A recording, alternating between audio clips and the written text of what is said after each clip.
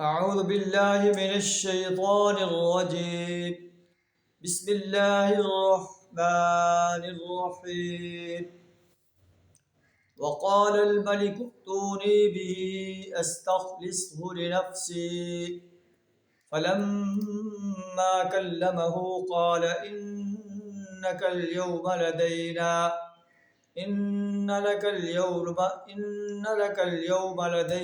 مكين أمين.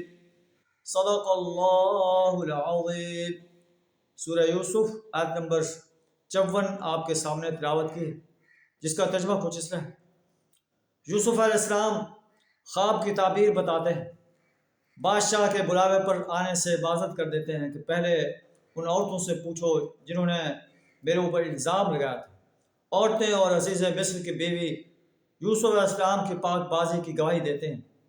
یوسف علیہ السلام کہتے ہیں وما ابرئ نفسی، میں اپنے نفس کی برات نہیں کر رہا ہوں. ان النفس لامارۃ بالسوء الا ما رحم ربی، نفس تو برائی پر اکساتا ہے الا یہ کہ میرے رب کی رحمت ہو جائے. بے شک ان ربی غفور الرحیم، میرا رب بخشنے والا بڑا مہربان ہے. بادشاہ کہتے ہیں یوسف علیہ السلام کو میرے پاس لے آؤ، میں ان کو اپنے لیے مخصوص کر لوں. جب یوسف علیہ السلام آتے ہیں تو بادشاہ کہتا ہے انک اليوم لدینا مکین امین، آج تم ہمارے لیے بڑی قدر و منزلت رکھتے ہو. یوسف علیہ السلام کہتے ہیں میرے اجعلنی علی خزائن الارض، ملک کے خزانے میرے سپرد کر دیجئے. انی حفیظ علیم، میں حفاظت کرنے والا بھی ہوں اور علم بھی رکھتا ہوں. اللہم اس طرح ہم نے یوسف علیہ السلام کے لیے اقتدار کی راہ ہموار کی.